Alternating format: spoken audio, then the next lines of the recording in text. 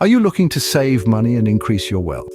Today we have some tips that can help you do just that. Money, as they say, doesn't grow on trees, so saving it becomes a crucial aspect of our lives.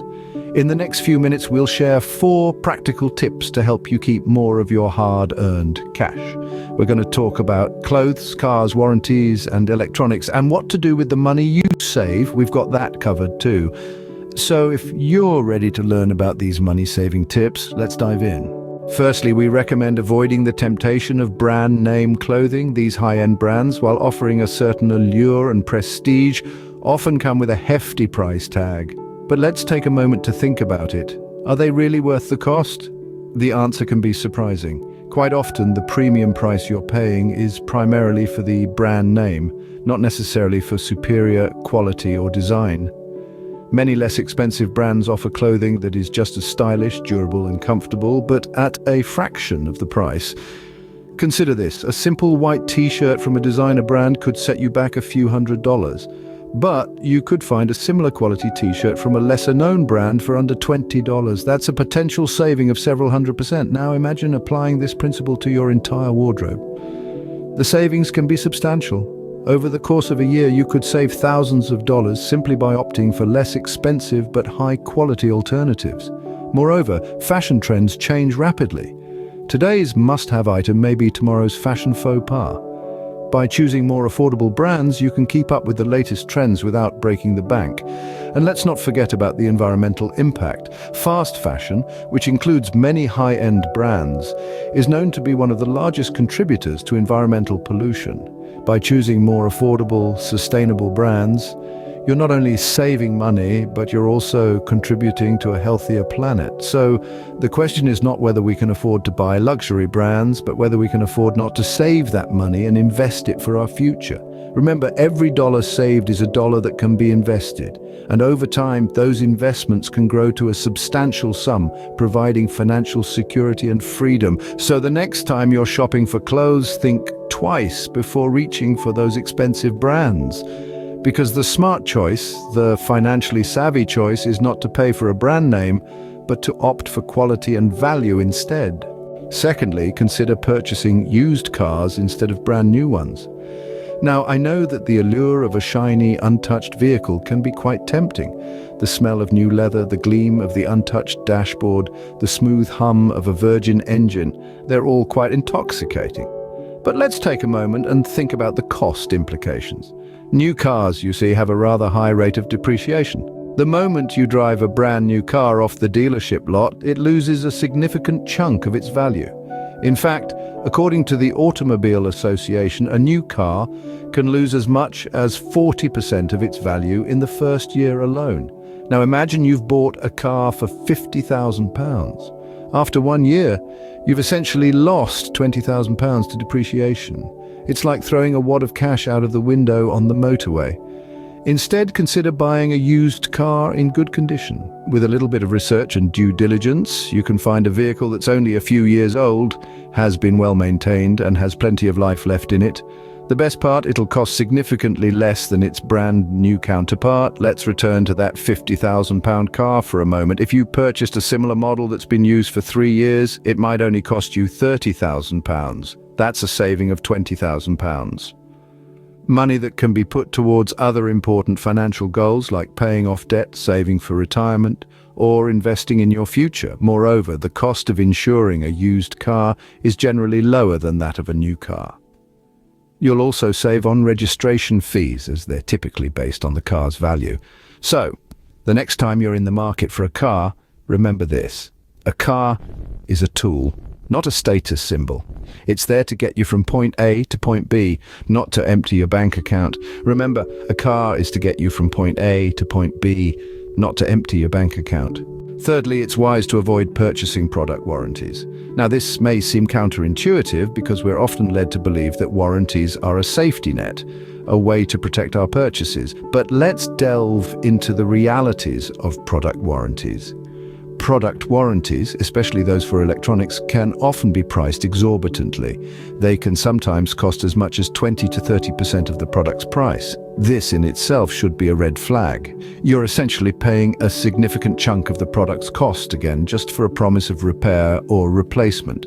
Moreover, what we often overlook is the fact that many products come with a manufacturer's warranty. This warranty usually covers the product for a year, sometimes even 2, and it's included in the cost of the product. So why shell out extra for something you're already getting?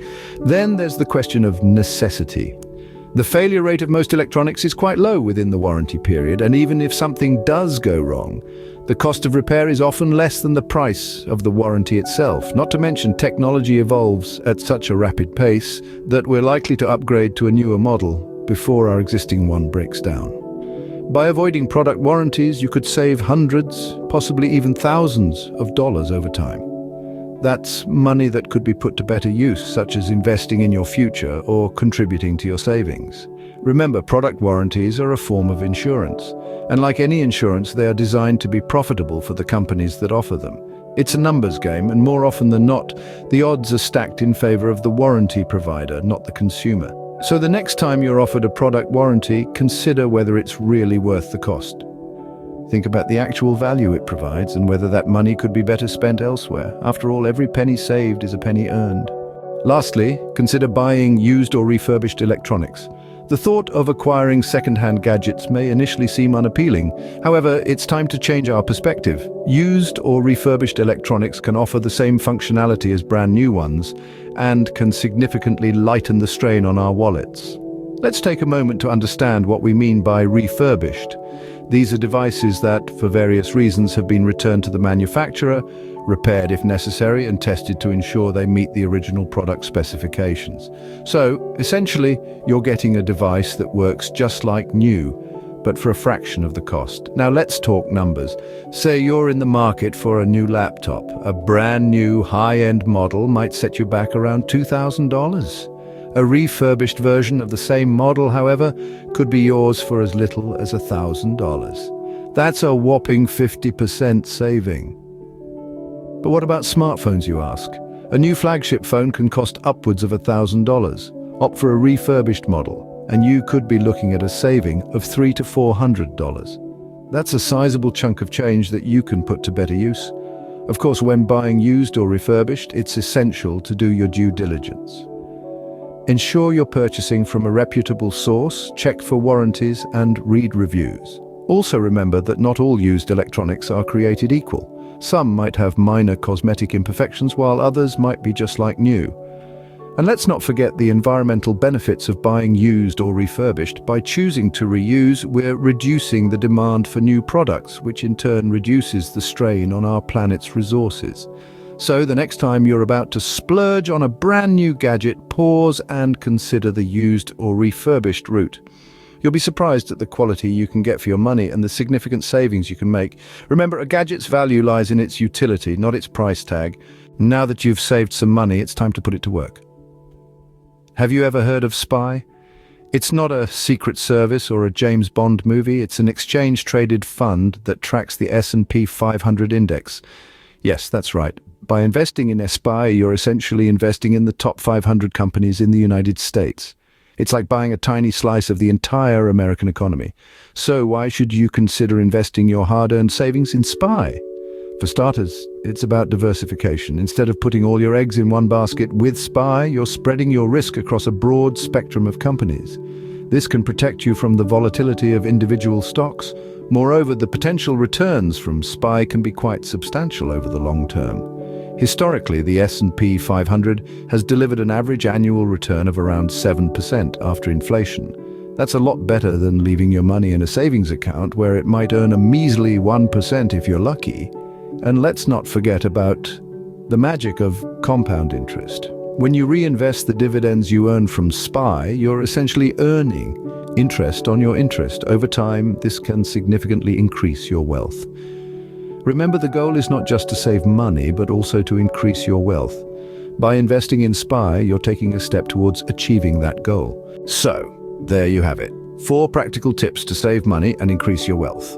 We've explored the wisdom of foregoing brand-name clothing, opting out of new cars, skipping product warranties, and choosing used or refurbished electronics. By implementing these strategies, you're not just saving money.